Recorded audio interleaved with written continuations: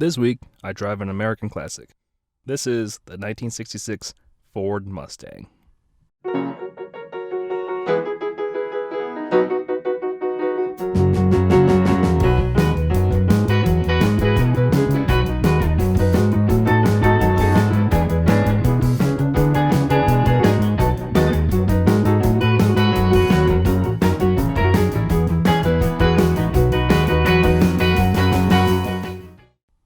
Classic cars get too much crap these days. It's mostly a generational thing, as the younger generations lean more towards cars of their youth. I was a kid of the 1990s, so naturally I lean more towards cars of that era and the 1980s. But one cannot deny the cool factor of a first-generation Ford Mustang. This is one of the cars that sparked the muscle car revolution of the late 1960s. The Ford Mustang is truly an American icon, and I'm glad I got to drive such a pristine version. The story of the Mustang traces back to 1962, when then Vice President and General Manager of the Ford Division, Lee Iacocca, called for a small sporty car with European design cues. Ford's three design teams, Ford, Lincoln Mercury, and Advanced Design, were given 5 goals. It would seat 4, have bucket seats and a floor-mounted shifter, weigh no more than 2,500 pounds, be no more than 180 inches long, sell less for $2,500, and offer a multitude of power and comfort options. The Ford team would win out, and Project Design Chief Joe Orris explained his goals in a 2000 interview with Washington Post. "I told the team that I wanted the car to appeal to women, but I wanted men to desire it too.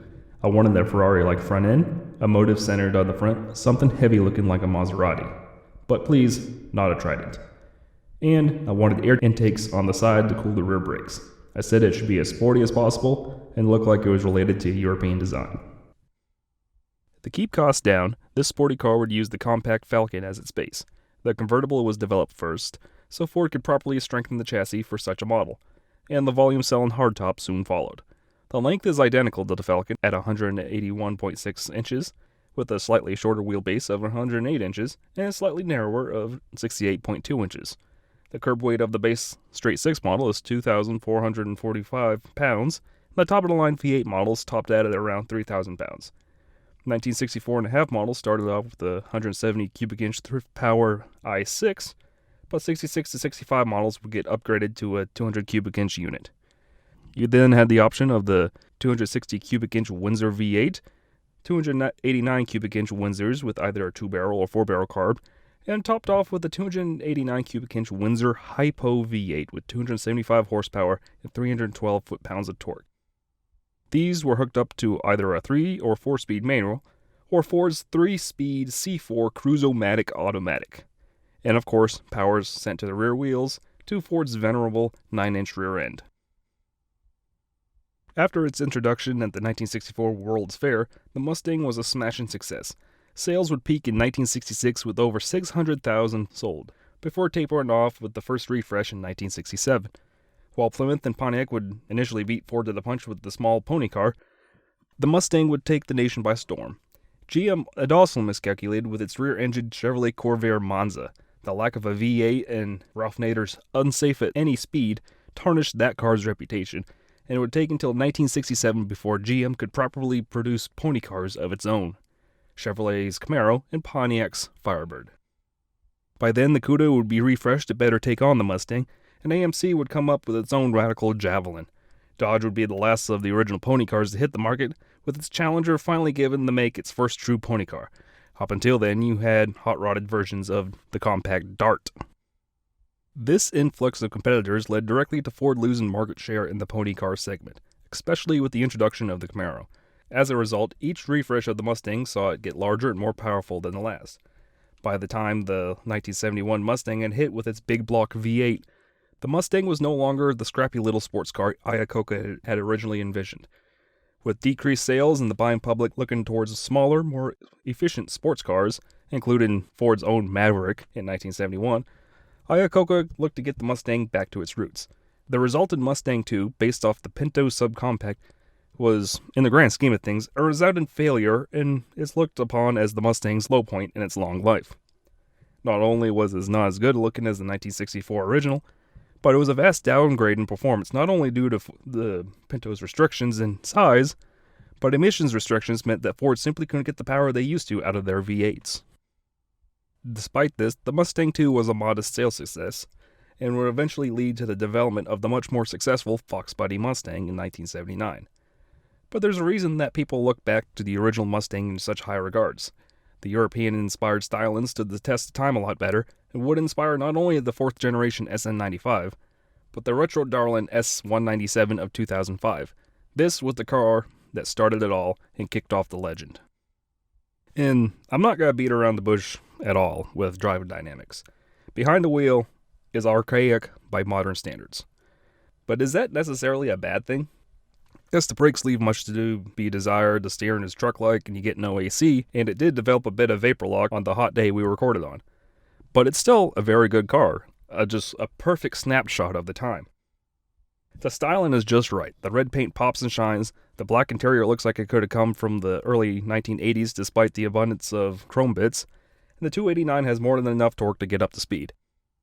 This is not a modern driving experience by any stretch of the means. But by 1966 standards, this was truly a sports car. Most American cars were large floaty boats, and the Mustang was a small V8 offering that truly felt sporty at the time.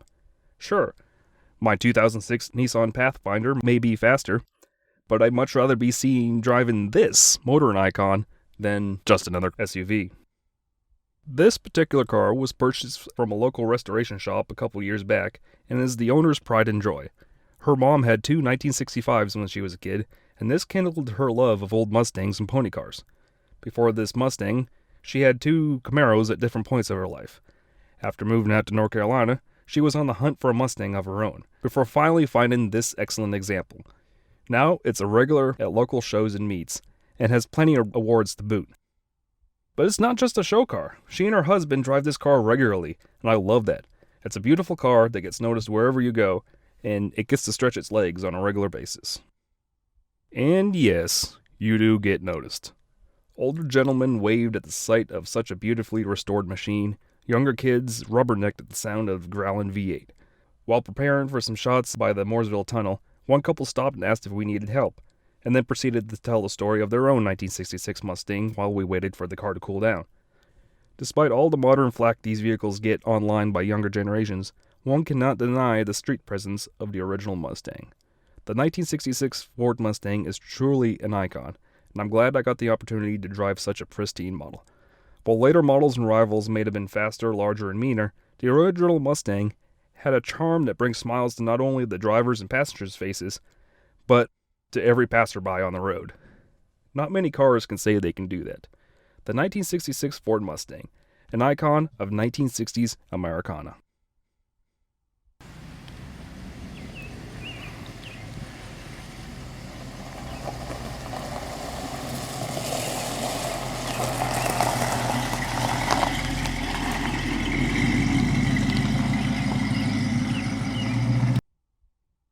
Thank you once again for watching another episode of Wookie Drives. Thank you so much to Erica and Daryl of Mooresville, North Carolina for allowing me to drive your Mustang, and thank you so much of Chris of the Latitude Dreams Facebook group for helping me set this whole thing up. If you have a car or truck and you happen to be in the Charlotte, North Carolina area, be sure to message the official Facebook page at facebook.com/WookieDrives. Race season is about to start. We're going to be racing twice a week at certain points, so for the time being, it may be tough to try to schedule something there, but we'll try to work something out. Anyways, facebook.com/WookieDrives. Go ahead, message that. That's the best way to get a hold of me. And yeah, I'm looking for cars in the Charlotte, North Carolina, Mooresville, North Carolina area. Also, be sure to check out my Twitter page at WookieAutomoTV for more updates and shenanigans. And be sure to like the video, leave a comment, hit that subscribe button for more Wookie content. Anyways, once again, thank you so much for watching, and have a good night.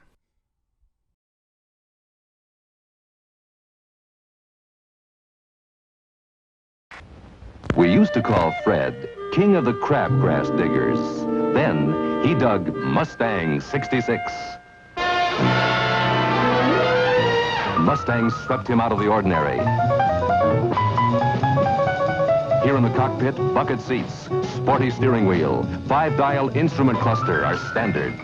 With Mustang options like front disc brakes, a stereosonic tape player, 2 289 cubic inch Cobra V8. Fred soared to new heights into the wild blue yonder of adventure.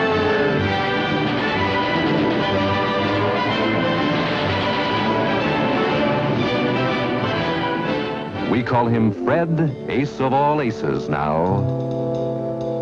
Is there no stopping him? Not in any Mustang for 66.